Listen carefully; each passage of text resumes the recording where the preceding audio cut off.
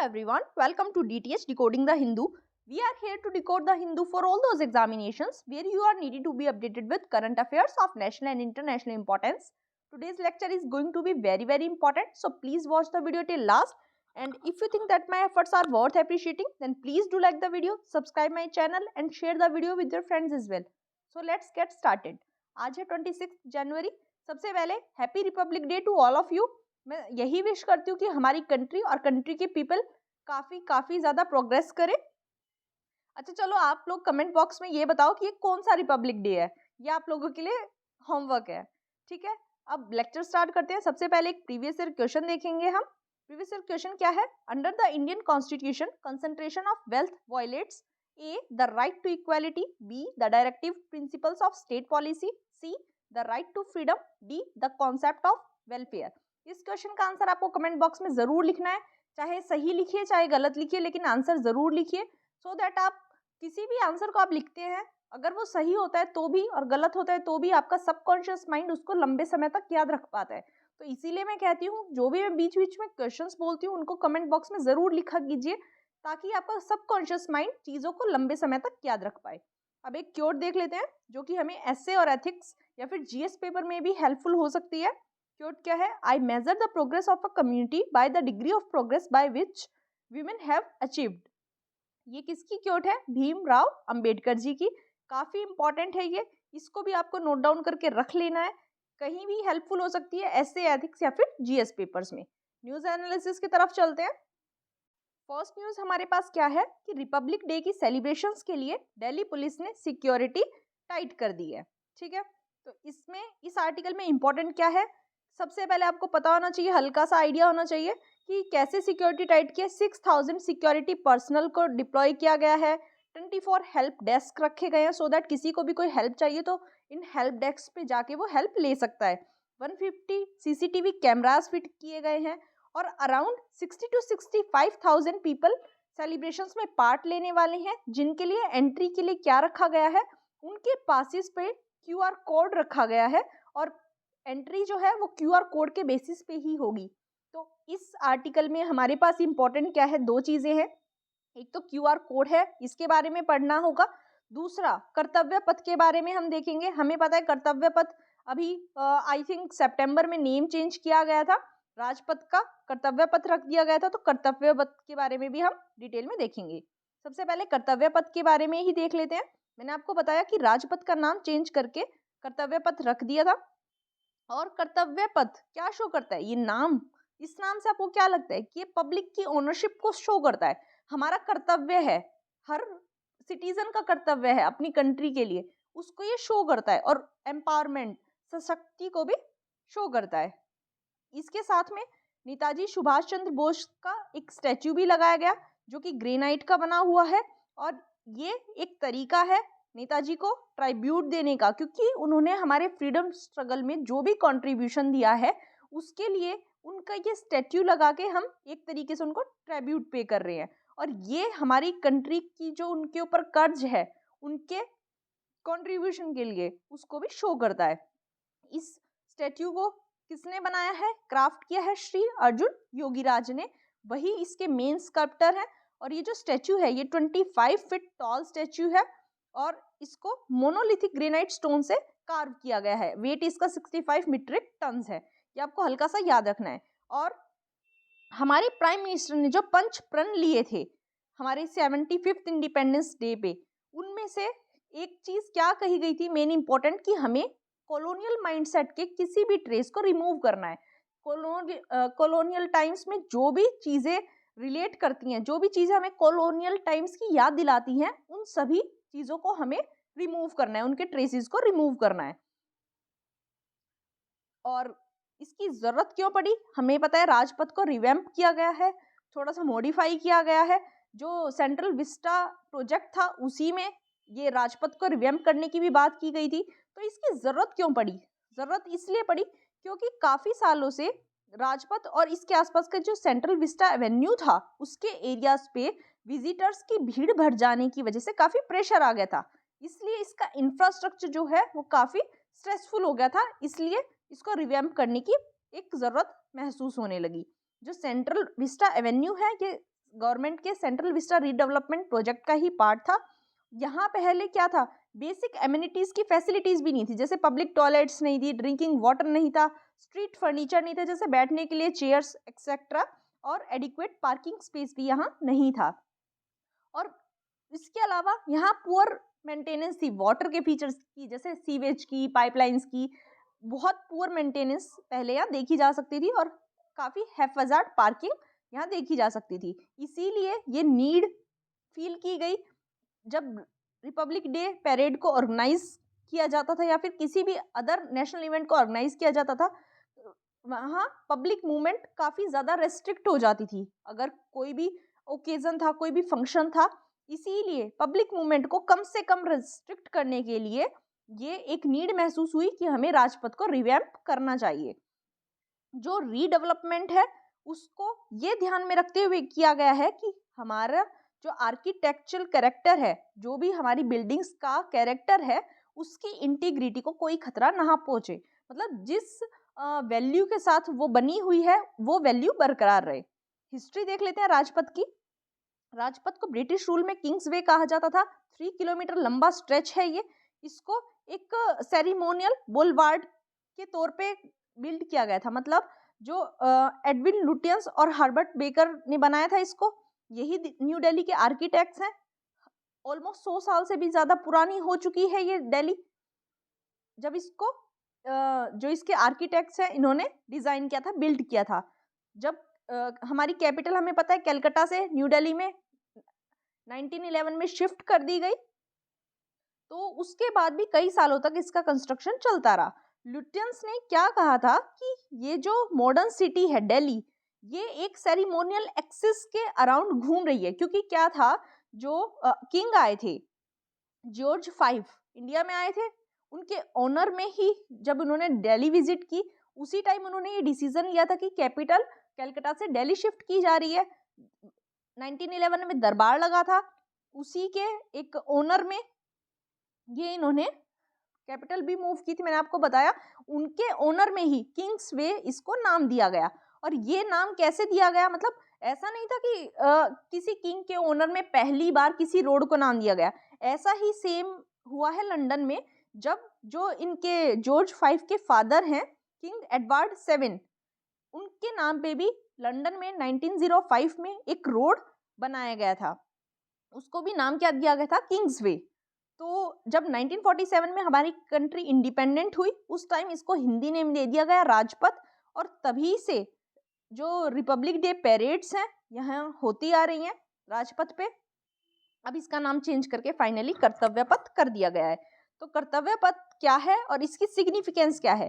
कर्तव्य पथ कहाँ से कहाँ तक के एरिया को बोला जाता है? देखो, जहाँ पूरा का पूरा वो स्ट्रेच जो नेताजी सुभाष चंद्र बोस का जो स्टैच्यू है वहां से लेके ग्रेट कैनोपी है जो राष्ट्रपति भवन की, वहां तक का पूरा एरिया कर्तव्य पथ कहलाता है। कर्तव्य पथ में राजपथ भी आ जाता है और सेंट्रल विस्टा के लॉन्स को भी इंक्लूड किया जाता है। कर्तव्य पथ में और क्या क्या आ जाएगा? लैंडस्केप्स आ जाएंगे, कुछ लॉन्स हैं जहाँ वॉकवेज भी हैं, पैदल चलने वालों के लिए भी रास्ते हैं वो भी आ जाएंगे, कुछ ग्रीन स्पेसिस को भी ऐड किया गया है, कुछ कनाल है जिनको रिफर्बिश किया गया है वो भी इंक्लूड हो जाएंगी, और काफ़ी एमिनिटीज भी यहाँ प्रोवाइड करवाई गई हैं, वो ब्लॉक्स भी इसमें इंक्लूड हो जाएंगे। वेंडिंग कियोस्क जो जैसे रेहड़ी लगाने वाले होते हैं वो भी इसमें इंक्लूड किए जाएंगे। और इसमें काफ़ी सारे सस्टेनेबिलिटी फीचर्स दे दिए गए हैं, जैसे यहाँ अब रिवैम्प जब इसे किया गया तो सॉलिड वेस्ट मैनेजमेंट अच्छे से किया गया, स्टॉर्म वाटर मैनेजमेंट अच्छे से किया गया, वाटर को रिसाइकिल करके यूज़ किया जाने लगा, रेन वाटर हार्वेस्टिंग करने जाने लगी और वाटर कंजर्वेशन किया जाने लगा, और काफ़ी एनर्जी एफिशिएंट लाइटनिंग सिस्टम यहाँ लगा दिए गए, और भी काफ़ी ज़्यादा डेवलपमेंट यहाँ की गई है। ये जो रिवैम्प्ड और एक्सपेंडेड लॉन्स है ये राजपथ के दोनों साइड है, मतलब राजपथ यानी कर्तव्य पथ अब जिसे कहेंगे उसके दोनों साइड रिवैम्प्ड, मतलब नए जिनको दोबारा से रिवैम्प किया गया है, और एक्सपेंडेड थोड़ा सा इनको बढ़ा दिया गया है। दोनों साइड ये लॉन्स देखने को मिलते हैं, जहां इसी के पास क्या है, हमारी ट्रायंगुलर पार्लियामेंट बिल्डिंग भी है, सेंट्रल सेक्रेटेरिएट भी है और काफ़ी अदर गवर्नमेंट ऑफिसेज भी हैं। तो ये था कर्तव्य पथ से रिलेटेड। आई होप आपको समझ आया। अगर समझ आ रहा है लेक्चर तो जल्दी से वीडियो को लाइक कर दो, चैनल सब्सक्राइब नहीं किया है तो चैनल को भी सब्सक्राइब कर दो। अब चलते हैं अपने नए टॉपिक पे। ये क्यूआर कोड के बारे में थोड़ा सा देख लेते हैं, इंपॉर्टेंट है, ध्यान रखना है। क्यूआर कोड क्या होता है? बार कोड का 2 डायमेंशनल वर्जन जो होता है उसको हम क्यूआर कोड कहते हैं। क्यूआर का मतलब क्या होता है? Quick response. इसका मतलब क्या है कि इस कोड के अंदर जो भी इंफॉर्मेशन है जो छुपी हुई है उसको इंस्टेंट एक्सेस हम कर पाए। कैसे काम करता है ये?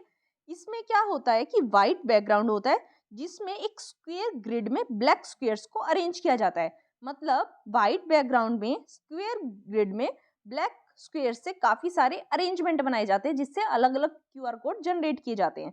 एक कोड में अप टू 7089 डिजिट्स या फिर 4296 कैरेक्टर तक एंटर किए जा सकते हैं। जो हिडन इंफॉर्मेशन है वो सिंपली रीड नहीं की जा सकती, वो किसी इमेजिंग डिवाइस से रीड की जाएगी जैसे कैमरा, और ये जो रिक्वायर्ड डाटा है उसको फिर पैटर्न से एक्सट्रैक्ट किया जाता है। एप्लीकेशन क्या है? सबसे पहले तो इसको ऑटोमोटिव इंडस्ट्री के लिए डिजाइन किया गया था जापान में 1994 में, लेकिन फिर इसको वेबसाइट्स में भी काफी ज्यादा यूज किया जाने लगा। और आज ये कहाँ कहाँ यूज होता है? ये होता है प्रोडक्ट ट्रैकिंग में, आइटम आइडेंटिफिकेशन में और जनरल मार्केटिंग में भी काफी ज्यादा यूज क्यूआर कोड्स का हम देख सकते हैं। इसमें यही इंपॉर्टेंट था। नेक्स्ट आर्टिकल की तरफ चलते हैं। नेक्स्ट आर्टिकल हमारे पास क्या है? वो रिलेटेड है कस्टोडियल डेथ से। एक आदमी की पुलिस कस्टडी में डेथ हो गई है और रिलेटिव ने पुलिस पे फाउल प्ले का एलिगेशन लगाया है। तो आर्टिकल हमारे लिए ऑल्दो इम्पॉर्टेंट नहीं है, लेकिन दो चीजें पढ़ेंगे हम। एक तो कस्टोडियल डेथ के बारे में, दूसरा इसमें आया है कि जो रिलेटिव है, जिस पर्सन की डेथ हुई है उसके रिलेटिव ने लेटर लिखा है किस किस को? चीफ मिनिस्टर को, एनएचआरसी को और स्टेट डीजीपी को। तो एनएचआरसी के बारे में पढ़ना भी थोड़ा सा इंपॉर्टेंट हो जाता है, इसलिए हम दोनों को देखेंगे। सबसे पहले कस्टोडियल डेथ को देखते हैं। कस्टोडियल डेथ क्या होती है? कस्टोडियल डेथ का मतलब क्या है? कोई भी ऐसा पर्सन जो पुलिस कस्टडी में है या फिर जुडिशियल कस्टडी में है, जिसकी या तो ट्रायल चल रही है या फिर वो अपनी सेंटेंस को सर्व कर रहा है, मतलब अपनी इम्प्रिजनमेंट को जेल में काट रहा है, उसकी डेथ अगर किसी भी कारण से हो जाती है तो उसको कस्टोडियल डेथ कहा जाता है। ये बहुत अनकॉमन नहीं है, ऐसे केसेस सुनने में आते रहते हैं। कई बार क्या होता है, जो पुलिस होती है वो इंटेरोगेशन करते करते, जिस हिसाब से इतनी ज़्यादा मेहनत करते हुए भी कई बार केसेस का कुछ रिजल्ट नहीं निकल पाता, तो पुलिस फ्रस्ट्रेट होके कई बार टॉर्चर करती है, वायलेंस को अडॉप्ट करती है, जिसकी वजह से सस्पेक्ट की डेथ भी हो जाती है। इसमें टॉर्चर को भी इंक्लूड किया जाता है, डेथ को भी, और अदर एक्सेसेस को भी जो भी पुलिस कस्टडी या प्रिजन में किए जाते हैं। मतलब कस्टोडियल डेथ में टॉर्चर को भी इंक्लूड किया जाता है। इंडिया में कस्टोडियल डेथ के स्टेटस की बात करें तो एनसीआरबी डाटा ये कहता है कि पिछले 20 सालों में पूरी कंट्री में 1888 कस्टोडियल डेथ के केसेस रिपोर्ट किए गए हैं, जिसमें से 893 केसेस पुलिस पर्सनल के अगेंस्ट है और 358 केसेस केवल चार्जशीट किए गए। केवल 26 पुलिसमैन को कन्विक्ट किया गया। मतलब आप देख सकते हैं कितने केसेस रजिस्टर किए गए और कितने से पुलिसमैन को कन्विक्ट किया गया। केवल उत्तर प्रदेश, मध्य प्रदेश, छत्तीसगढ़ और उड़ीसा में ही पुलिसमैन को कन्विक्ट किया गया। बाकी ऐसा कोई भी स्टेट नहीं है जहां पुलिसमैन को कस्टोडियल डेथ के लिए कोई भी कन्विक्शन किया गया हो। कस्टोडियल डेथ के अलावा more than 2000 human right violation case भी सामने आए हैं 2000 से 2018 के बीच में। उसमें भी केवल 344 पुलिसमैन को कन्विक्ट किया गया है। पॉसिबल रीजंस क्या हो सकते हैं कस्टोडियल डेथ के? सबसे मेन रीजन है एब्सेंस ऑफ स्ट्रॉन्ग लेजिस्लेशन, क्योंकि हमारे कंट्री में कोई भी एंटी टॉर्चर लेजिस्लेशन नहीं है। इसकी एब्सेंस में इजी हो जाता है पुलिस वालों के लिए अपना फ्रस्ट्रेशन सस्पेक्ट पे निकालना। और अभी तक हमारी कंट्री में कस्टोडियल वायलेंस को भी क्रिमिनलाइज नहीं किया गया है। और जो कल्पेबल ऑफिशियल्स होते हैं, मतलब जैसे किसी की वजह से, किसी पुलिस ऑफिशियल की वजह से किसी सस्पेक्ट की अगर डेथ हो जाती है तो उसके खिलाफ जो एक्शन लिया जाएगा वो भी इल्यूजनरी है। मतलब उस पर भी कोई सफाई नहीं दी गई है, कोई लॉ नहीं है कि वो एक्शन किस बेसिस पे, किस तरीके से लिया जाएगा। दूसरा क्या चैलेंज है, दूसरा क्या रीज़न है ये हमारे कस्टोडियल डेथ होने का? इंस्टीट्यूशनल चैलेंजेस हैं। जो एंटायर प्रिजन सिस्टम है हमारी कंट्री का वो पूरा ओपेक है, यहाँ ट्रांसपेरेंसी है ही नहीं। इसलिए हमारी कंट्री में प्रिजन रिफॉर्म्स भी काफ़ी फेल हो गए हैं, प्रिजन रिफॉर्म लाए ही नहीं गए और प्रिजन्स में अभी भी पुअर कंडीशंस देखने को मिलती हैं, जैसे ओवर क्राउडिंग हुआ, मैन पावर की शॉर्टेज हुआ, या फिर जो प्रिजन्स हैं उनमें काफ़ी कम सेफ्टी भी देखी जा सकती है। अगला रीज़न क्या है? Excessive force.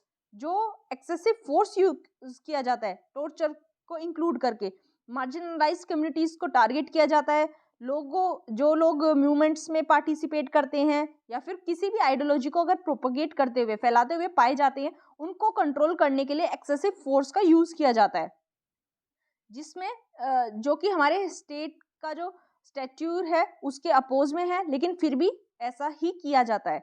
अगला रीज़न क्या है? लेंदी जुडिशियल प्रोसेस। इतनी लंबी, इतनी एक्सपेंसिव जुडिशियल प्रोसेस है हमारी कंट्री की, जो हमारे कोर्ट्स फॉलो करते हैं, जिसकी वजह से पुअर और वल्नरेबल पीपल काफ़ी सफ़र करते हैं। अगला रीज़न क्या है? Not adhering to international standard. India ने ऑल्दो यूनाइटेड नेशन का कन्वेंशन अगेंस्ट टॉर्चर 1997 में साइन कर दिया था, लेकिन उसका रेटिफिकेशन नहीं किया।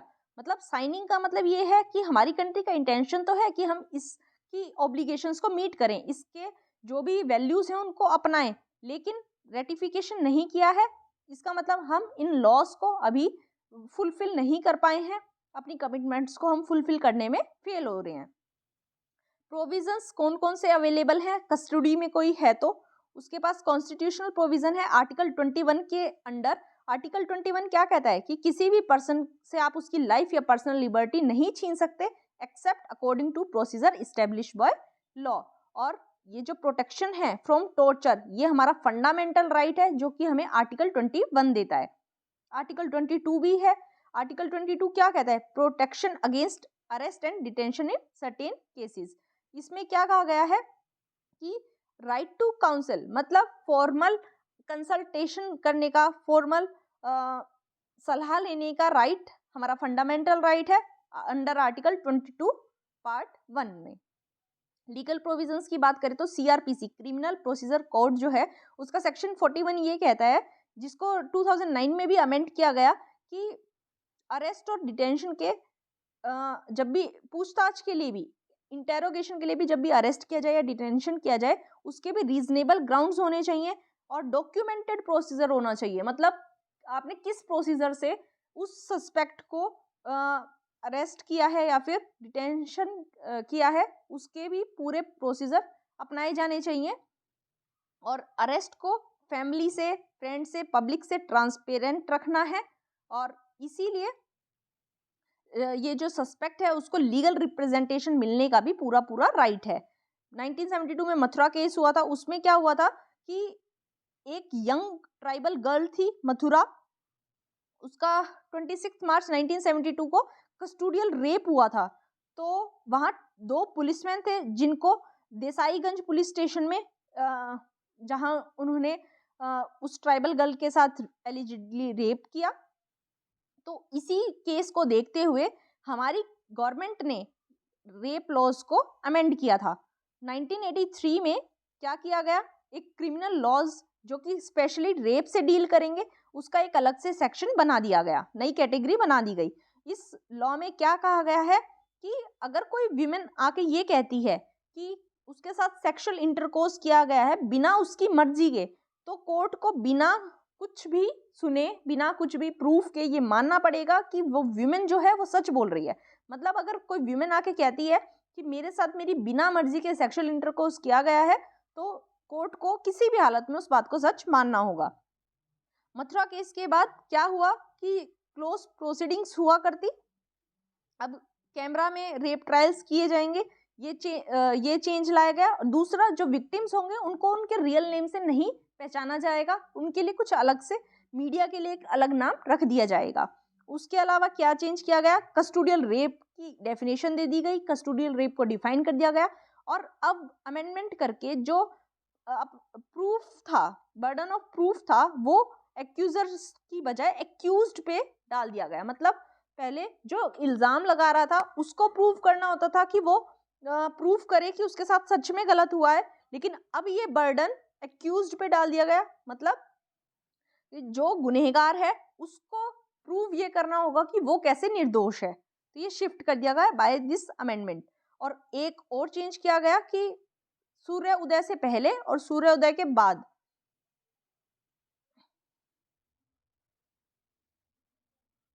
सूर्य उदय से पहले और सूर्य अस्त के बाद किसी भी विमेन को पुलिस स्टेशन में बुलाया नहीं जाएगा। तो ये चेंजेस मथुरा केस के बाद आ गए। आई होप आपको समझ आया होगा कस्टोडियल डेथ के बारे में, पूरा बैकग्राउंड मैंने अच्छे से बताया है। अब हम देख लेते हैं थोड़ा सा एनएचआरसी के बारे में, काफी इंपॉर्टेंट है एनएचआरसी भी। एनएचआरसी क्या है? ये एक स्टैट्यूटरी बॉडी है क्योंकि इसे protection of human rights act 1993 के अंडर बनाया गया था ऑन 12 अक्टूबर 1993 को, इसीलिए एक इंडिपेंडेंट स्टैट्यूटरी बॉडी एनएचआरसी हो जाती है। इसको 2006 में भी इस एक्ट को अमेंड किया गया, protection of human rights act को। एनएचआरसी की सिल्वर जुबली हुई थी अभी अक्टूबर 12, 2018 में। हेडक्वार्टर इसके न्यू दिल्ली में लोकेटेड है। ह्यूमन राइट्स की वॉचडॉग है ये, मतलब जो भी rights, life, liberty, equality, dignity से हमारा कॉन्स्टिट्यूशन गारंटी करता है, उन सभी को प्रोटेक्ट करने की, उन सभी का वॉचडॉग कौन है? एनएचआरसी। ये पेरिस प्रिंसिपल के कॉन्फॉर्मिटी में काम करता है। मतलब पेरिस प्रिंसिपल क्यों लाए गए थे? पेरिस में बात हुई थी ह्यूमन राइट्स को प्रमोट और प्रोटेक्ट करने की, जिसको यूनाइटेड नेशन की जनरल असेंबली ने भी माना था 20 दिसंबर 1993 में। उसी के कन्फर्मेशन में, उसी को ध्यान में रखते हुए हमारे यहाँ एनएचआरसी को इस्टेब्लिश किया गया। ह्यूमन राइट्स क्या होते हैं? ह्यूमन राइट्स की डेफिनेशन क्या है? यूएन के अकॉर्डिंग ह्यूमन बींग्स को ये राइट इनहेरेंटली मिले होते हैं, चाहे किसी की कोई भी रेस है, सेक्स है, नेशनैलिटी है, एथनिसिटी है, लैंग्वेज है, रिलीजन है, कुछ भी हो, ये ह्यूमन राइट्स जो हैं हर ह्यूमन बीइंग के पास इनहेरेंट होते हैं। ह्यूमन राइट्स में कौन कौन से राइट्स आ जाएंगे? Right to life and liberty, freedom from slavery and torture, freedom of opinion and expression, right to work and education, और भी बहुत सारे राइट्स ये सभी के पास अवेलेबल होते हैं विदाउट एनी डिस्क्रिमिनेशन। एनएचआरसी की फॉर्मेशन क्यों की गई? मैंने आपको बताया यूनाइटेड नेशन जनरल असेंबली ने पेरिस में 10 दिसंबर 1948 को universal declaration of human rights को अडॉप्ट किया। ये इंपॉर्टेंट है। इसके बाद ये एक माइलस्टोन था ह्यूमन राइट्स की हिस्ट्री में, क्योंकि पहली बार ह्यूमन राइट्स की प्रोटेक्शन की बात की गई थी। ह्यूमन राइट्स डे को 10 दिसंबर को भी ऑब्जर्व किया जाता है और यही universal declaration of human rights की भी एनिवर्सरी होती है। 2018 में 70th एनिवर्सरी डिक्लेयर की थी ह्यूमन राइट्स डे की। और ह्यूमन राइट्स डे को स्ट्रेंथन करने के लिए एक मीटिंग रखी गई 1991 में, जहां पेरिस में ही रखी गई थी। फिर यहाँ पेरिस प्रिंसिपल्स पे एक डिटेल्ड सेट लाया गया कि क्या क्या इसके अंदर प्रिंसिपल रखे जाएंगे ह्यूमन राइट्स के अंडर, जिनको पेरिस प्रिंसिपल कहा गया, क्योंकि पेरिस में हुई थी, प्रिंसिपल यहाँ सेट किए थे, इसलिए पेरिस प्रिंसिपल इसका नाम रख दिया। ये जो प्रिंसिपल्स हैं, ये नेशनल ह्यूमन राइट इंस्टीट्यूशंस जो भी हर कंट्री में बनेंगे, उनकी इस्टेब्लिशमेंट और उनकी ऑपरेशन, मतलब काम कैसे करेंगे और किस बेसिस पे बनाना है, उसका ये फाउंडेशन बन गए। जो ये प्रिंसिपल्स हैं, इसी की वजह से, इन्हीं को ध्यान में रखते हुए इंडिया ने protection of human rights act 1993 में इनेक्ट किया, सो दैट ज़्यादा ग्रेटर अकाउंटेबिलिटी लाई जा सके और ह्यूमन राइट्स को स्ट्रेंथन किया जा सके। और इसी एक्ट की वजह से स्टेट गवर्नमेंट्स के पास भी ये पावर आ जाती है कि वो स्टेट ह्यूमन राइट्स कमीशन को इस्टेब्लिश कर पाए। एनएचआरसी में कौन कौन होते हैं? की मेंबर्स कौन कौन होते हैं? एक चेयरपर्सन होंगे, 5 फुल टाइम मेंबर्स होंगे और 7 डीम्ड मेंबर्स होंगे। कौन कौन होगा? चेयरमैन कौन बन सकता है? या तो चीफ जस्टिस ऑफ इंडिया या फिर सुप्रीम कोर्ट के कोई जज इसके चेयरमैन बनेंगे। अपॉइंटमेंट कैसे किया जाएगा?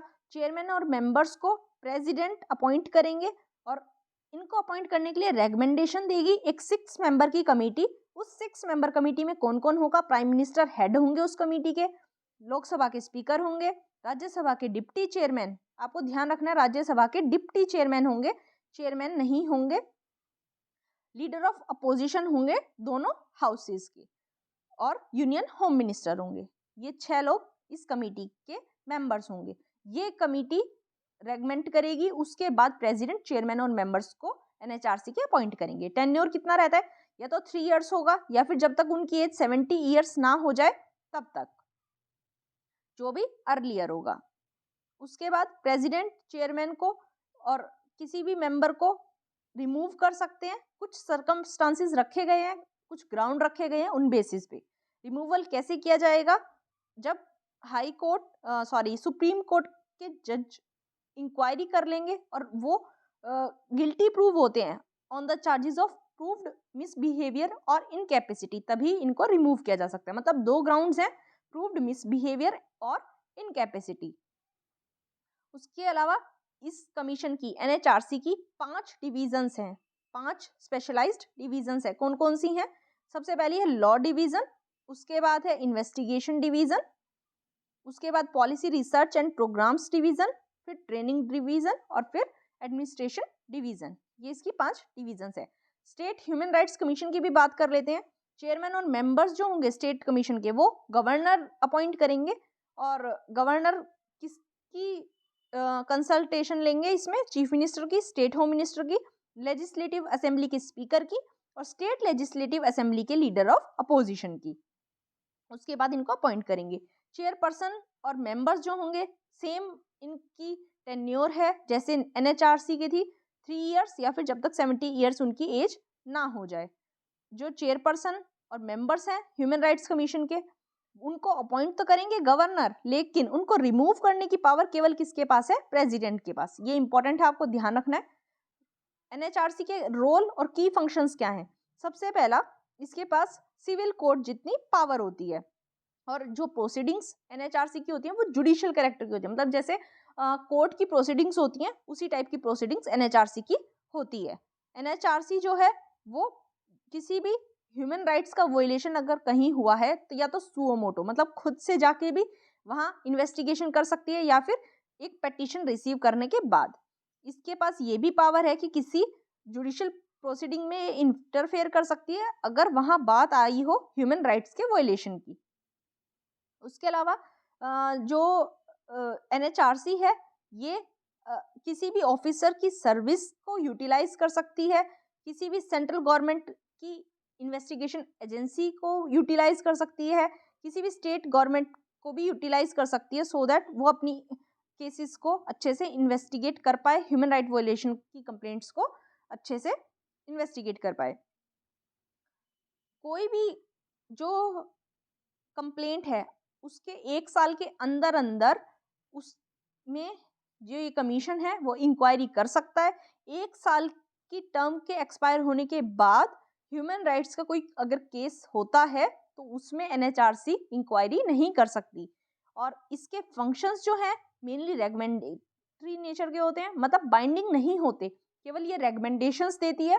इसके पास ह्यूमन राइट्स के वायलेटर को पनिश करने की भी कोई पावर नहीं होती, ना ही किसी को रिलीफ के बेसिस पे अवार्ड देने की कोई पावर होती, ना ही ये विक्टिम को कोई मॉनेटरी रिलीफ प्रोवाइड करवा सकती है। तो हम ये कह सकते हैं कि एनएचआरसी का एक काफी लिमिटेड रोल देखा जा सकता है। और इसके पास ये भी पावर नहीं है कि ह्यूमन राइट्स वायलेशन जो प्राइवेट पार्टीज के थ्रू हुए हैं उनमें भी ये कुछ कर पाए। ये किसी भी जेल को विजिट कर सकते हैं या फिर स्टेट गवर्नमेंट के किसी भी इंस्टीट्यूशन में जा सकते हैं सो दैट कि वहाँ के जो इनमेट्स हैं, मतलब जेल में जो कैदी हैं, वहाँ उनकी लिविंग कंडीशंस को देख सकते हैं और उनके ऊपर रेकमेंडेशंस भी एनएचआरसी दे सकती है। ये कॉन्स्टिट्यूशन के अंडर जो भी सेफ गार्ड्स प्रोवाइड करे गए हैं ह्यूमन राइट्स से रिलेटेड उनको रिव्यू भी कर सकते हैं, या फिर ह्यूमन राइट्स से रिलेटेड कोई लॉ है उनके प्रोटेक्शन के लिए उसको भी रिव्यू कर सकते हैं और रेमेडियल मेजर्स भी रेकमेंड कर सकते हैं। मतलब ओवरऑल इनका जो काम है वो रेकमेंडेटरी नेचर का है, मतलब कहीं भी बाइंडिंग इनकी रेकमेंडेशंस नहीं होंगी। एनएचआरसी ह्यूमन राइट्स को प्रमोट करता है, इस फील्ड में रिसर्च भी एनएचआरसी करता है। एनएचआरसी ह्यूमन राइट्स की लिटरेसी को भी प्रमोट करने का काम करता है वेरियस सेक्शंस में हमारी सोसाइटी के, और ह्यूमन राइट्स से रिलेटेड अवेयरनेस प्रमोट करने का काम भी एनएचआरसी करता है। कैसे करता है अवेयरनेस? पब्लिकेशंस के थ्रू या फिर मीडिया के थ्रू, सेमिनार्स के थ्रू, बाकी अदर मीन्स के थ्रू। एनुअल रिपोर्ट की बात करें अगर कमीशन की एनएचआरसी की, तो कमीशन अपनी एनुअल रिपोर्ट स्टेट गवर्नमेंट को और सेंट्रल गवर्नमेंट को एनुअली सबमिट करता है। स्टेट गवर्नमेंट और सेंट्रल गवर्नमेंट जो है वो इस एनुअल रिपोर्ट को हाउस ऑफ पार्लियामेंट और स्टेट लेजिस्लेचर में रखती हैं और उनके ऊपर क्या एक्शन लिया गया है उसकी रिपोर्ट भी साथ में रखी जाती है। या फिर क्या रिकमेंडेशन कमीशन ने दी है उस चीज़ की डिटेल भी रखी जाती है, और अगर उनकी रिकमेंडेशन नहीं मानी जाती तो उसका रीज़न भी, नॉन एक्सेप्टेंस का रीज़न भी वहाँ लिखित में रखा जाता है। लिमिटेशंस की बात करें एनएचआरसी की, तो सबसे मेजर लिमिटेशन तो मैंने आपको बता दी कि इसके रेकमेंडेटरी नेचर होता है, और क्या हो जाएगा कि इनके पास कोई भी मैकेनिज्म नहीं है इन्वेस्टिगेशन करने का। मेजॉरिटी केसेस में क्या देखा गया है कि सेंट्रल और स्टेट गवर्नमेंट जैसे इन्वेस्टिगेट करती है ह्यूमन राइट्स में, ये उन्हीं को बोल देते हैं, मतलब खुद काम नहीं करता एनएचआरसी, सेंट्रल और स्टेट गवर्नमेंट ही इन्वेस्टिगेशन के बेसिस पे चलता है। इसको हमारे जो सोली सोरभ जी हैं, फॉर्मर अटॉर्नी जनरल, उन्होंने क्या कहा था, इंडिया का टीजिंग इल्यूजन, मतलब इसकी इतनी इनकैपेसिटी को देखते हुए कि ये किसी पार्टी को रिलीफ तक प्रोवाइड नहीं करवा सकती, ये एक भ्रम है, उन्होंने इसको इंडिया का भ्रम कहा था। एनएचआरसी की पावर केवल रेकमेंडेटरी है, केवल रेकमेंडेशंस ये दे सकती है, इसके पास अपने डिसीजंस को इन्फोर्स करने की कोई पावर नहीं है, मैंने आपको पहले ही बता दिया। काफ़ी बार एनएचआरसी में क्या देखा गया है, जो रिटायर्ड जज हैं या फिर ब्यूरोक्रेट्स हैं, उनको पोस्ट रिटायरमेंट डेस्टिनेशन मिल जाती है एनएचआरसी में। यहाँ फंड की भी इनएडिक्वेसी देखी जाती है, जिसकी वजह से इसकी वर्किंग अफेक्ट होती है। काफ़ी सारे ग्रीवेंसेस एड्रेस तक नहीं किए जाते हैं एनएचआरसी में, वो बिना इन्वेस्टिगेट किए ही ऐसे ही पड़े रहते हैं। और गवर्नमेंट जो है वो मेनली एनएचआरसी की रेकमेंडेशंस को रिजेक्ट कर देती है, या फिर इन रेकमेंडेशंस के साथ केवल पार्शियली कंप्लाई किया जाता है। स्टेट ह्यूमन राइट कमीशन जो है वो नेशनल गवर्नमेंट से कोई भी इंफॉर्मेशन की मांग नहीं कर सकता, मतलब स्टेट का जो ह्यूमन राइट कमीशन है उसका दायरा केवल स्टेट तक है, नेशनल गवर्नमेंट से वो कोई भी इंफॉर्मेशन नहीं ले सकता। मतलब जैसे आर्म्ड फोर्सेस हैं, उनको इन्वेस्टिगेट नहीं किया जा सकता क्योंकि वो नेशनल कंट्रोल के अंडर आती हैं। नेशनल ह्यूमन राइट कमीशन जो है उनकी पावर जो आर्म्ड फोर्सेस के ऊपर काफ़ी रेस्ट्रिक्ट हो जाती है। एनएचआरसी को कैसे ज़्यादा इफेक्टिव बनाया जा सकता है, हमें एनएचआरसी को कम्प्लीटली रिवैम्प करने की ज़रूरत है और ह्यूमन राइट्स का एक ट्रू वॉचडॉग बनाने की ज़रूरत है। कैसे किया जा सकता है, अगर इसके डिसीजंस को एनफोर्सेबल बना दिया जाए, मतलब रेगमेंडेटरी नेचर को हटा दिया जाए, तो शायद इसको थोड़ा सा पावर मिल जाएगा। इसकी कंपोजिशन में भी चेंज करने की ज़रूरत है और इसके मेंबर सिविल सोसाइटी और एक्टिविटिस्ट होने चाहिए। एनएचआरसी में एक इंडिपेंडेंट काडर होना चाहिए स्टाफ का, जिनके पास अप्रोप्रिएट एक्सपीरियंस हो, ह्यूमन राइट्स में काम किया हो, जिन्होंने काफ़ी पुराने लॉज हमारे यहाँ देखे जाते हैं, और गवर्नमेंट को इन लॉज में, इन रेगुलेशंस में ट्रांसपेरेंसी लाने की ज़रूरत है। अगर हमें अपनी कंट्री में ह्यूमन राइट्स सिचुएशन को इम्प्रूव करना है तो हमें नॉन स्टेट एक्टर्स का काम जो है वो बढ़ाना होगा, स्टेट एक्टर्स को हमें पीछे करना होगा। तो ये था एनएचआरसी के बारे में, हमने काफ़ी डिटेल में आपको बता दिया। आई होप आपको समझ आया होगा। नेक्स्ट आर्टिकल की तरफ हम चलते हैं। नेक्स्ट आर्टिकल हमारे पास क्या है, हमें पता है दिल्ली एक्साइज पॉलिसी केस जो है उसमें अभी फिलहाल ईडी ने क्या किया है, 76.54 करोड़ रुपए के एसेट्स को अटैच किया है। ये क्या केस था मैं आपको शॉर्ट डिटेल में बता देती हूँ, मैं पूरा उसको पूरा डिस्क्राइब करके नहीं बताने वाली हूँ क्योंकि ये काफ़ी टाइम से न्यूज़ में है, आई होप आपको पता ही होगा। थोड़ा सा मैं इसका बैकग्राउंड बता देती हूँ। ये जो मनी लॉन्ड्रिंग केस है ये सीबीआई ने रजिस्टर किया था 17 अगस्त 2022 में अगेंस्ट मिस्टर सिसोदिया, मनीष सिसोदिया जो हैं इनके और साथ में कुछ और लोगों के खिलाफ। क्या कहा गया था कि एक्सपर्ट कमेटी की जो रेगमेंटेशंस थी एक्साइज पॉलिसी से रिलेटेड उनको मॉडिफाई किया गया सो दैट इलीगल फंड्स को जनरेट किया जा सके। जो इलीगल फंड्स होंगे वो जाएंगे इन लोगों के अकाउंट में। तो ये एलिगेशन इनके ऊपर लगा था। इस आर्टिकल में हमारे लिए न्यूज़ में कुछ पढ़ने का इम्पोर्टेंट नहीं है, इम्पोर्टेंट क्या है, ईडी के बारे में जानना। ईडी का देख लेते हैं। ईडी का मतलब है एनफोर्समेंट डायरेक्टरेट या फिर डायरेक्टरेट ऑफ एनफोर्समेंट, कुछ भी कह सकते हैं।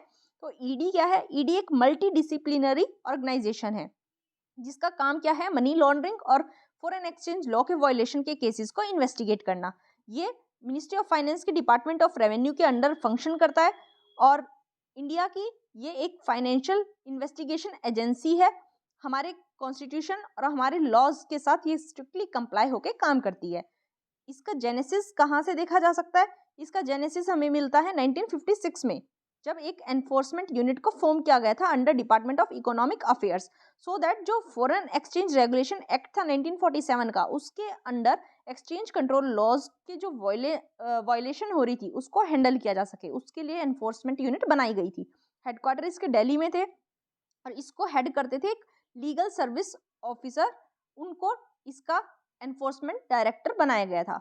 2 ब्रांचेस थी इसकी, बॉम्बे और कलकत्ता में। 1957 में इस यूनिट का नाम एनफोर्समेंट डायरेक्टरेट रख दिया गया और इसकी एक और ब्रांच मद्रास, जो अब चेन्नई है, वहां ओपन कर दी गई। 1960 में जो डायरेक्टरेट का एडमिनिस्ट्रेटिव कंट्रोल था उसको डिपार्टमेंट ऑफ इकोनॉमिक अफेयर्स से डिपार्टमेंट ऑफ रेवेन्यू में ट्रांसफर कर दिया गया। टाइम बीता जैसे जैसे हमें पता है जो फेरा एक्ट था 1947 वाला, वो रिपील हुआ, रिप्लेस कर दिया गया फेरा एक्ट से, रेगुलेशन एक्ट से 1973 वाले से। तो उसके बाद क्या हुआ कि जब इकोनॉमिक लिबरलाइजेशन आया तो फेरा एक्ट जो था उसको भी रिपील किया गया और उसकी जगह आया FEMA act, foreign exchange management act. यहाँ फॉरेन एक्सचेंज रेगुलेशन एक्ट था, यहाँ फॉरेन एक्सचेंज मैनेजमेंट एक्ट लाया गया 1999 में और जो ऑपरेशन में आया 1 जून 2000 से। उसके बाद क्या हुआ कि जब internationally anti money laundering regime को देखा गया तो उसी के लिए हमारे यहाँ भी prevention of money laundering act लाया गया 2002 में और ईडी को भी इसके एनफोर्समेंट के साथ एंट्रस्ट कर दिया गया, मतलब ईडी को इसी पीएमएलए के अंडर काम करने के लिए लगा दिया गया। ईडी के स्ट्रक्चर की बात करते हैं तो इसके हेडक्वार्टर्स फिलहाल हैं न्यू दिल्ली में और इसको हेड करते हैं डायरेक्टर ऑफ एनफोर्समेंट। 5 इसके रीजनल ऑफिसेज हैं मुंबई, चेन्नई, चंडीगढ़, कोलकाता और दिल्ली में, जिसको special directors of enforcement head करते हैं। 10 जोनल ऑफिसेज हैं जिनको डिप्टी डायरेक्टर हेड करते हैं। 11 सब जोनल ऑफिसेज भी इसके हैं जिनको असिस्टेंट डायरेक्टर हेड करते हैं। रिक्रूटमेंट कैसे की जाती है? रिक्रूटमेंट की जाती है ऑफिसर्स की डायरेक्टली, जो इन्वेस्टिगेशन एजेंसीज होती हैं बाकी वाली, वहां से इनके ऑफिसर्स को लिया जाता है। इसमें कौन कौन हो सकते हैं? IRS officer, IPS officer, income tax officer, IAS officer, excise officer, custom officer या फिर पुलिस ऑफिशियल्स। टेन्योर कितना रहता है? टेन्योर पहले इनका था 2 साल, लेकिन नवंबर 2021 में प्रेसिडेंट ने 2 ऑर्डिनेंस प्रोमलगेट किए जिसमें सेंटर को ये अलाउ कर दिया गया कि वो सीबीआई और ईडी के डायरेक्टर्स का जो टेन्योर है वो 2 साल से 5 साल तक एक्सटेंड कर सकती है। ये चेंज किया गया नवंबर 2021 में। सीबीआई और ईडी आपको ध्यान रखना है। Delhi special police establishment act 1946 वाला जो था और CVC central vigilance commission act 2003 वाला, उसको भी अमेंड किया गया सो दैट जो गवर्नमेंट है उसको ये पावर दी जा सके कि वो दोनों के चीफ्स को अपनी पोजीशन पे रखे। एक अपना वो 2 ईयर का टर्म जब कंप्लीट कर ले उसके बाद 1 साल के लिए और, मतलब जो चीफ्स हैं ईडी के और सीवीसी के, उनका टेन्योर 2 साल से 3 साल तक करने की पावर गवर्नमेंट को दे दी गई। जो चीफ है सेंट्रल एजेंसीज के, अभी मैंने आपको बताया उनका अभी फिक्स टेन्योर 2 साल का है, लेकिन अब 3 एनुअल एक्सटेंशन उनको दिए जा सकते हैं, मतलब टेन्योर 5 साल तक किया जा सकता है, लेकिन उसके बाद कोई भी एक्सटेंशन फर्दर नहीं दिया जा सकता। स्टैट्यूटरी फंक्शंस क्या क्या हैं ईडी के? ईडी का सबसे बड़ा काम है कि जो एक्ट्स मैं आपको बताऊंगी उनके अंडर ईडी काम करती है। सबसे पहला एक्ट है conservation of foreign exchange and prevention of smuggling activities act 1974। इसमें जो भी डिटेंशन के केसेस है, प्रिवेंटिव डिटेंशन के केसेस हैं फेमा से रिलेटेड, फॉरेन एक्सचेंज मैनेजमेंट से रिलेटेड, उनको डायरेक्टरेट ही ईडी ही हैंडल करती है। फेमा के अंडर जो सिविल लॉ इनेक्ट किया गया है सभी को कंसोलिडेट और अमेंड करने का काम भी किया गया है। जो भी एक्सटर्नल ट्रेड या पेमेंट से रिलेटेड लॉज थे उनको एक ही लॉ में कर दिया गया फेमा के अंडर, और इसी के थ्रू फॉरेन एक्सचेंज को हमारी इंडिया में मैनेज या मेंटेन या डेवलप किया जाता है। और ईडी को ही ये रिस्पॉन्सिबिलिटी दी गई है कि एक्सचेंज लॉज और रेगुलेशन से रिलेटेड अगर कोई भी केस है तो उसमें इन्वेस्टिगेशन ईडी को करनी है। Prevention of money laundering act 2002 वाला, इसमें फाइनेंशियल एक्शन टास्क फोर्स ने जब रेकमेंडेशन दी थी उस टाइम पीएमएलए को इनेक्ट किया गया था और ईडी के पास ये रिस्पॉन्सिबिलिटी है कि पीएमएलए के जो प्रोविजंस हैं उनको एग्जीक्यूट करे, इनके मैटर्स में इन्वेस्टिगेशन करे, जो भी क्राइम हुआ है वहाँ से एसेट्स अगर कोई कब्जा करना है तो वो करे, प्रॉपर्टी को अटैच करे, ऑफेंडर्स को प्रोसिक्यूट करे और प्रॉपर्टी को कॉन्फिस्केट करे। ये सभी काम ईडी का है। फ्यूजिटिव इकोनॉमिक ऑफेंडर्स एक्ट 2018 में लाया गया। इसमें भी ईडी को ही इसके इन्फोर्समेंट का जिम्मा दिया गया। और ये एक्ट क्या था कि जो भी इकोनॉमिक ऑफेंडर्स हैं जो यहाँ फ्रॉड करके दूसरे देश में भाग जाते हैं, जो इंडियन कोर्ट के जुरिस्डिक्शन से बाहर हैं, वो उनसे डील करने के लिए इस एक्ट को लाया गया। इस एक्ट के अकॉर्डिंग जो ईडी है वो फ्यूजिटिव इकोनॉमिक ऑफेंडर्स की प्रॉपर्टीज को भी अटैच कर सकती है। कोई भी प्रॉपर्टी अगर यहाँ है तो उसको कब्जे में ले सकती है। और ये जो प्रॉपर्टी है ये सेंट्रल गवर्नमेंट के अंडर आ जाएगी। ईडी फंक्शन पीएमएलए के अंडर कैसे करती है? Prevention of money laundering act में ईडी पहले सर्च करेगी प्रॉपर्टी को, फिर मनी या फिर डॉक्यूमेंट्स अगर कुछ मिलते हैं तो उसको सीज कर लेगी अपने पास। उसके बाद ये डिसाइड करेगी कि मनी की लॉन्ड्रिंग हुई है या नहीं हुई, और ये सब काम होगा पीएमएलए के सेक्शन 16 और सेक्शन 17 के अंदर। उसी के बेसिस पे अथॉरिटीज ये डिसाइड करेंगी कि अरेस्ट की जरूरत है या नहीं है। सेक्शन 50 के अंडर ईडी डायरेक्टली सर्च कर सकती है किसी भी जगह को, कोई भी प्रॉपर्टी सीज कर सकती है, और पहले उस पर्सन को समन करना जरूरी नहीं है। पहले ईडी जो है वो सर्च कर सकती है, उसके बाद पर्सन से क्वेश्चनिंग कर सकती है। अगर कोई पर्सन अरेस्ट किया जाता है तो ईडी के पास 60 डेज का टाइम होता है चार्जशीट फाइल करने के लिए। और जो पीएमएलए के अंदर पनिशमेंट दी जाती है, कोई मनी लॉन्ड्रिंग करता है तो वो 7 साल से ऊपर नहीं होती। ये आपको ध्यान रखना है, पीएमएलए के अंडर जो है पनिशमेंट 7 साल से ऊपर नहीं होती है। उसके अलावा अगर कोई अरेस्ट नहीं किया जाता है, केवल प्रॉपर्टी को अटैच किया जाता है, तो वो जो कंप्लेंट है वो विद इन 60 डेज कोर्ट के सामने एडजुकेटिंग अथॉरिटी के सामने सबमिट हो जानी चाहिए। अब ईडी के जुरिस्डिक्शन की बात कर लेते हैं। तो हमें पता है जैसे फॉरेन एक्सचेंज मैनेजमेंट एक्ट और prevention of money laundering act दोनों पूरे इंडिया में अप्लाई होते हैं, इसलिए ईडी जो है वो किसी भी पर्सन के अगेंस्ट एक्शन ले सकती है। जो फेमा के केसेस हैं वो सिविल कोर्ट्स में सुने जाते हैं, और पीएमएलए के केसेस हैं वो क्रिमिनल कोर्ट्स में सुने जाते हैं। एजेंसी के पास ये जुरिस्डिक्शन है कि कोई भी पर्सन या लीगल एंटिटी क्राइम करता है उसी के ऊपर ईडी का जुरिस्डिक्शन बन जाता है। जो पब्लिक सर्वेंट्स हैं अगर वो किसी मनी लॉन्ड्रिंग के केस में इन्वॉल्व हैं तो वो भी ईडी के जुरिस्डिक्शन के अंडर आ जाते हैं। सबसे मोटी बात जो है वो ये है, इंपॉर्टेंट बात, कि ईडी जो है वो सुओ मोटो कोई भी केस कोई भी एक्शन नहीं कर सकती। किसी को कंप्लेंट करनी होगी एजेंसी में तभी ईडी जो है मैटर को इन्वेस्टिगेट करेगी और एक्यूज्ड को आइडेंटिफाई करेगी।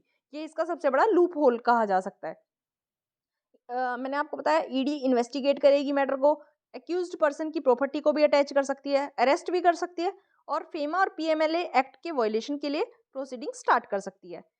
और जो मैटर है वो या तो कोर्ट सॉल्व करेंगे या फिर पीएमएलए कोर्ट्स। तो ये था ईडी के बारे में। आई होप आपको समझ आया होगा। नेक्स्ट आर्टिकल की तरफ चलते हैं। नेक्स्ट आर्टिकल हमारे पास रिलेटेड है सीबीआई से। सीबीआई को 30 पुलिस मेडल से ऑनर किया गया है। सीबीआई ने 30 पुलिस मेडल्स बैग किए हैं। मतलब प्रेसिडेंट के police medals for distinguished service and police medal for meritorious service जब रिपब्लिक डे पे दिए जाएंगे उसमें 30 जो हैं वो सीबीआई के पास जाने वाले हैं। तो सीबीआई के बारे में पढ़ना इंपॉर्टेंट हो जाता है। सीबीआई क्या है? सीबीआई है सेंट्रल ब्यूरो ऑफ इन्वेस्टिगेशन, जो कि हमारे इंडिया की एक प्रीमियर इन्वेस्टिगेशन पुलिस एजेंसी है। ये सीवीसी और लोकपाल को असिस्टेंस प्रोवाइड करवाती है। ये किसके अंडर आती है? Department of personal, ministry of personal, pension and public grievances के अंडर, जो कि पीएमओ के अंडर आता है। लेकिन जो प्रिवेंशन ऑफ करप्शन एक्ट है उसके अंडर अगर कोई ऑफेंस हुआ है तो उसकी इन्वेस्टिगेशन में जो सुपरिटेंडेंस है वो सीवीसी के पास चली जाती है। ये इंडिया की नोडल पुलिस एजेंसी है जो कि इंटरपोल मेंबर कंट्रीज के साथ मिलकर इन्वेस्टिगेशन कर सकती है। इसका कन्विक्शन रेट काफ़ी हाई है, 65 to 70%, और इसको वर्ल्ड की one of the best investigation agency माना जाता है।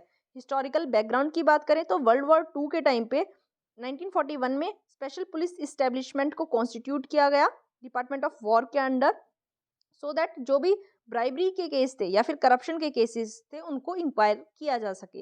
लेकिन बाद में क्या किया गया, गवर्नमेंट ने इंडिया की ये जो डिफरेंट विंग्स थी उनमें करप्शन के चार्जेस को इन्वेस्टिगेट करने के लिए Delhi special police establishment act के को इनेक्ट किया। उसके अंडर सीबीआई को बनाया गया। सीबीआई कोई स्टैट्यूटरी बॉडी नहीं है क्योंकि किसी एक्ट से स्पेशली नहीं बनाई गई है। इसकी जो सारी की सारी पावर है वो कहाँ से आती है, Delhi special police establishment act 1946 से। ये आपको ध्यान रखना है, सीबीआई स्टैट्यूटरी बॉडी नहीं है। सीबीआई की इस्टेब्लिशमेंट की रेकमेंडेशन किसने दी थी, सांतानाम कमेटी ने। सांतानाम कमेटी थी प्रिवेंशन ऑन करप्शन से रिलेटेड। 1963 में सीबीआई को इस्टेब्लिश किया गया। क्या मकसद था सीबीआई को इस्टेब्लिश करने का, कि जो भी सीरियस क्राइम्स हैं डिफेंस से रिलेटेड या फिर कहीं हाई प्लेसेस पे करप्शन हुआ है, कोई सीरियस फ्रॉड हुआ है, कोई चीटिंग हुई है, कोई सोशल क्राइम हुआ है, कोई ब्लैक मार्केटिंग हुई है, इन सभी सीरियस क्राइम्स को इन्वेस्टिगेट करेगी सीबीआई। लेकिन धीरे धीरे जैसे जैसे टाइम निकला सीबीआई ने कन्वेंशनल क्राइम्स जैसे असैसिनेशंस, किडनैपिंग्स, हाईजैकिंग्स या फिर एक्सट्रीमिस्ट्स के द्वारा कोई क्राइम है उनको भी इन्वेस्टिगेट करना स्टार्ट कर दिया। कौन कौन से केसेस हैंडल करती है सीबीआई, एंटी करप्शन क्राइम्स जैसे प्रिवेंशन ऑफ करप्शन एक्ट अगर किसी पब्लिक ऑफिशियल के अंडर रजिस्टर किया गया है उसको इन्वेस्टिगेट कर सकती है। सेंट्रल गवर्नमेंट के अगेंस्ट अगर किया गया है उसको भी इन्वेस्टिगेट कर सकती है। इकोनॉमिक क्राइम्स की बात करें तो कोई इकोनॉमिक फ्रॉड हुए, अगर सीरियस स्कैम्स हुए हैं उनको इन्वेस्टिगेट कर सकती है। फेक करेंसी नोट्स का कोई स्कैम है या फिर बैंक फ्रॉड है या साइबर क्राइम है, इनको सीबीआई इन्वेस्टिगेट कर सकती है। स्पेशल क्राइम की बात करें तो आईपीसी के अंडर अगर कोई ऑर्गेनाइज्ड क्राइम है, सीरियस क्राइम है या फिर स्टेट गवर्नमेंट अगर रिक्वेस्ट करती है उस बेसिस पे भी कर सकती है, या फिर सुप्रीम कोर्ट और हाई कोर्ट का अगर ऑर्डर आता है सीबीआई के पास कि आपको ये केस इन्वेस्टिगेट करना है, उस केस में भी सीबीआई किसी केस को इन्वेस्टिगेट कर सकती है। सुओ मोटो केसेस भी ले सकती है, लेकिन केवल यूनियन टेरिटरीज में। ये इंपॉर्टेंट है, आपको ध्यान रखना है। सुओ मोटो इन्वेस्टिगेशन करने की पावर केवल यूनियन टेरिटरीज में है। सेंट्रल गवर्नमेंट सीबीआई को ये भी पावर देती है कि वो किसी स्टेट में क्राइम को इन्वेस्टिगेट कर सकती है, लेकिन केवल उस स्टेट गवर्नमेंट की कंसेंट के बाद। मतलब पहले स्टेट गवर्नमेंट की परमिशन लेनी होगी, उसी के बाद वहाँ इन्वेस्टिगेशन कर सकती है। सुप्रीम कोर्ट और हाई कोर्ट भी सीबीआई को ये ऑर्डर दे सकते हैं कि वो पूरी कंट्री में स्टेट की कंसेंट के बिना भी किसी क्राइम को इन्वेस्टिगेट कर ले। तो अगर कोई बहुत बड़ा मैटर है तो उस केस में सुप्रीम कोर्ट अगर सीबीआई को कह दे कि किसी एक्स स्टेट में आपको इन्वेस्टिगेशन करनी है, तो सीबीआई बिना स्टेट के कंसेंट के भी वहाँ इन्वेस्टिगेशन कर सकती है। सीबीआई के डायरेक्टर को अपॉइंट कैसे किया जाता है, जो inspector general of police IGP Delhi special police establishment, वो रिस्पॉन्सिबल होते हैं इसके एडमिनिस्ट्रेशन के लिए। 2014 तक क्या होता था कि इसी एक्ट के बेसिस पे इनको सीबीआई डायरेक्टर को अपॉइंट किया जाता था। 2003 में ये डीएसपीई एक्ट को रिवाइज कर दिया गया विनीत नारायण केस में। फिर क्या किया गया कि एक कमेटी बनाई गई जिसमें सेंट्रल विजिलेंस कमीशन के मेंबर थे, होम मिनिस्ट्री के सेक्रेटरीज थे, ministry of personal and public grievances के कुछ मिनिस्टर्स थे। उन्होंने सेंट्रल गवर्नमेंट के पास रिकमेंडेशन दी सीबीआई डायरेक्टर की अपॉइंटमेंट के लिए। तो 2014 में लोकपाल एक्ट ने सीबीआई डायरेक्टर की अपॉइंटमेंट के लिए कमेटी की मतलब बात कही कि एक कमेटी होनी चाहिए सीबीआई डायरेक्टर को अपॉइंट करने के लिए, जिसको हेड करेंगे प्राइम मिनिस्टर, अदर मेंबर्स जिसमें होंगे leader of opposition, leader of single largest party अगर लीडर ऑफ अपोजिशन नहीं है तो, और होंगे chief justice of India.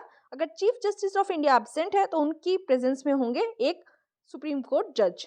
Home ministry जो भी एलिजिबल कैंडिडेट्स होंगे उनकी list department of personal and training के पास भेजेगी। उसके बाद department of personal and training एक फाइनल लिस्ट तैयार करेगा, किस किस बेसिस पे, सीनियरिटी के बेसिस पे, इंटीग्रिटी के बेसिस पे और एक्सपीरियंस के बेसिस पे कि किस कैंडिडेट को कितना एंटी करप्शन केसेस का एक्सपीरियंस है, और इस लिस्ट को फिर फाइनली कमेटी के पास सेंड किया जाएगा।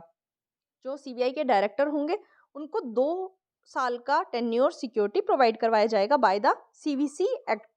CVC एक्ट मतलब सेंट्रल विजिलेंस कमीशन एक्ट 2003। नवंबर 2021 में मैंने आपको अभी बताया था ईडी वाले केस में कि ईडी एनफोर्समेंट डायरेक्टरेट और सीबीआई के जो डायरेक्टर हैं इनका जो टेन्योर है वो 2 साल से 5 साल तक बढ़ाया जा सकता है। 3 बार इनको एनुअल एक्सटेंशन दिया जा सकता है। DSPE एक्ट में अमेंडमेंट किए गए। क्या अमेंडमेंट किए गए कि जो डायरेक्टर हैं वो इनिशियल अपॉइंटमेंट जब उनकी की जाएगी ऑफिस में पब्लिक इंटरेस्ट पे, तो वो 1 साल तक के लिए एक टाइम पे ऑफिस होल्ड करेंगे। फिर उसके बाद टोटल 5 इयर्स मैंने आपको बता दिया, 5 इयर्स तक होल्ड कर सकते हैं। उसके बाद किसी भी हालत में इनको दोबारा रीअपॉइंट नहीं किया जाएगा। सीबीआई कुछ चैलेंजेस फेस करती है। कौन कौन से चैलेंजेस है? सबसे बड़ा चैलेंज है पॉलिटिकल इंटरफेरेंस। सुप्रीम कोर्ट ने सीबीआई को एक केज्ड पैरट कहा है जो कि अपने मास्टर की बातें दोहराता है, क्योंकि इतनी ज़्यादा पॉलिटिकल इंटरफेरेंस इसके फंक्शनिंग में पाई जाती है।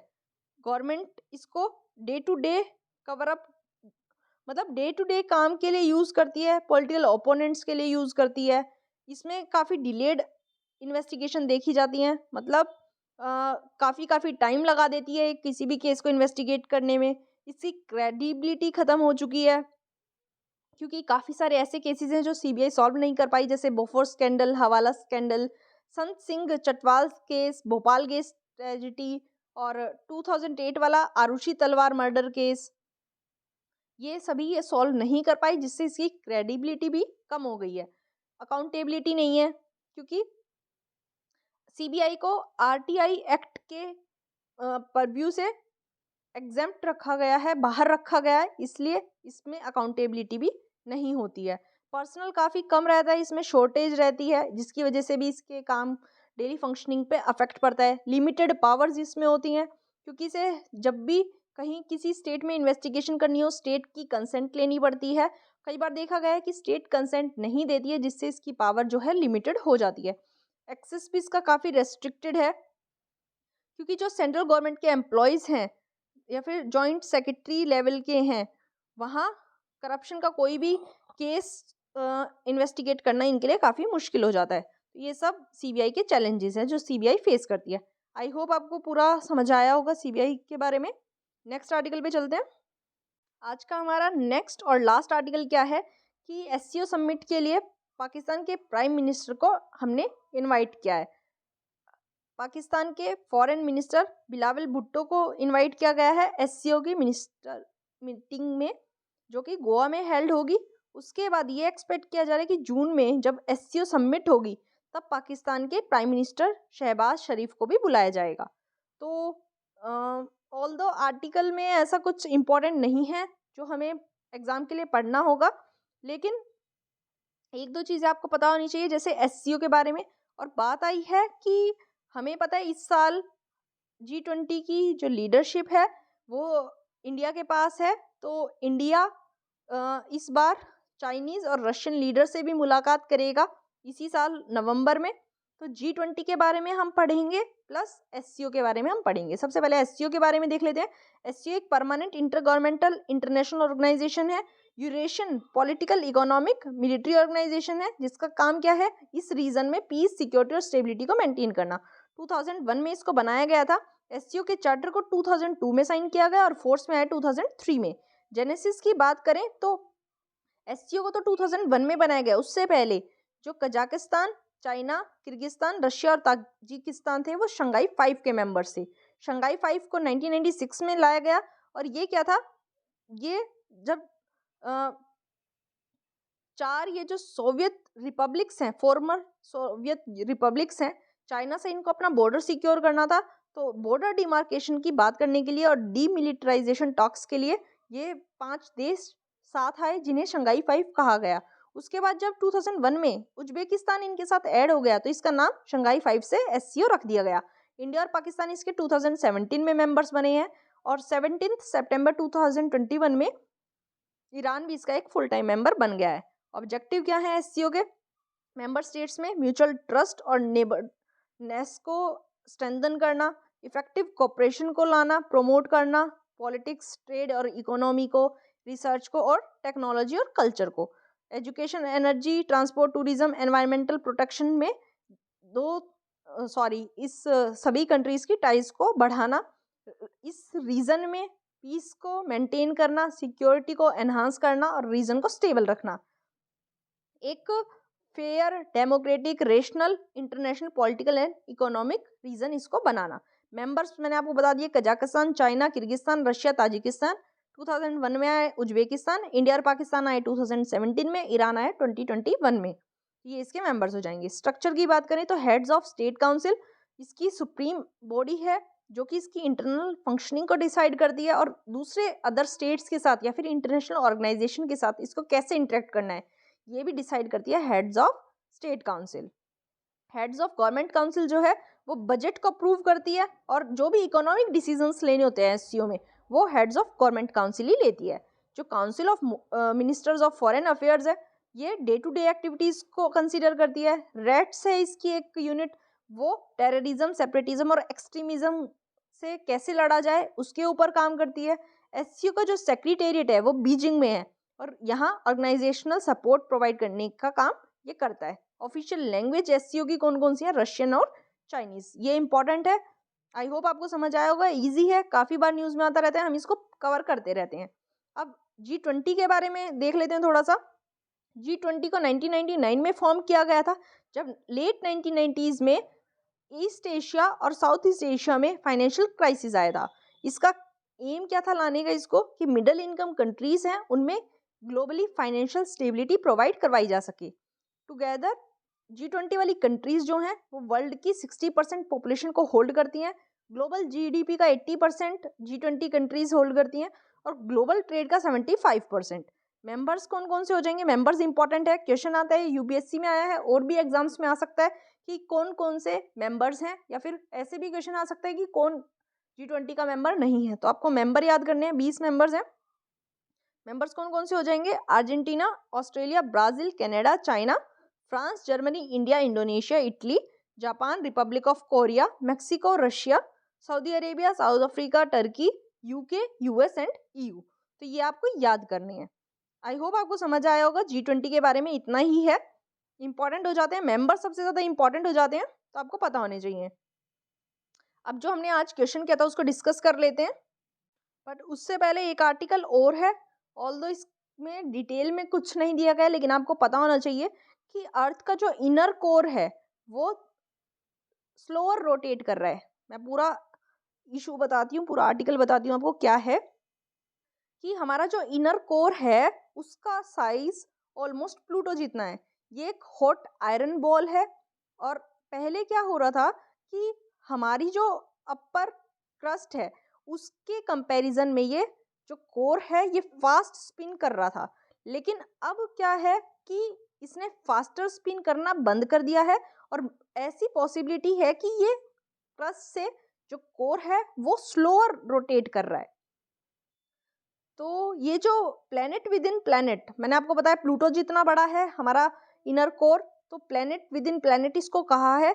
ये इंडिपेंडेंटली स्पिन कैसे कर सकता है? क्योंकि ये जो लिक्विड मेटल का आउटर कोर है उसके अंदर ये फ्लोट करता है। हमें पता है जो आउटर कोर है वो लिक्विड स्टेट में होती है और जो इनर कोर है वो सॉलिड स्टेट में होती है। तो आउटर कोर अगर लिक्विड है तो उसमें ये सॉलिड आयरन बॉल रोटेट, मतलब रोटेट नहीं कहूँगी, फ्लोट कर सकती है, इसलिए ये इंडिपेंडेंटली स्पिन कर सकता है। जब 1970s में देखा गया था तो हमारे पूरे प्लेनेट के कंपैरिजन में ये इनर कोर थोड़ा सा फास्ट रोटेट कर रही थी, लेकिन ये धीरे धीरे स्लो हो गई और अर्थ की रोटेशन के साथ 2009 में ये सिंक में आ गई। मतलब जैसे क्रस्ट मूव कर रही थी, रोटेट कर रही थी, उसी स्पीड से ये कोर भी रोटेट कर रही थी। लेकिन अब क्या कहा जा रहा है कि हो सकता है कि ये पॉसिबिलिटी है कि ये जो कोर है अब क्रस्ट से स्लोअर रोटेट कर रही हो। तो आपको पता होना चाहिए, आइडिया होना चाहिए कि क्या चल रहा है इसमें। ऑल्दो इम्पोर्टेंट कुछ नहीं है। क्वेश्चन पे चलते हैं। क्वेश्चन क्या था हमारे पास? Under the Indian constitution concentration of wealth violates. तो इसका आंसर हो जाएगा B, the directive principles of state policy. ये क्या स्टेट करते हैं कि हमें वेल्थ का कंसंट्रेशन नहीं करना है, ये DPSP की वायलेशन हो जाएगी। आई होप आपको लेक्चर समझ में आया है। अगर लेक्चर हेल्पफुल लगता है तो वीडियो को लाइक ज़रूर कर दें। आपकी लाइक मुझे काफ़ी मोटिवेशन देती है। कुछ कमेंट कर सकते हैं आप, अपने व्यूज़ बता सकते हैं, फीडबैक दे सकते हैं अपना। और वीडियो अच्छा लगता है तो चैनल को भी सब्सक्राइब कर लें और वीडियो को ज़्यादा से ज़्यादा शेयर करें। Thank you so much.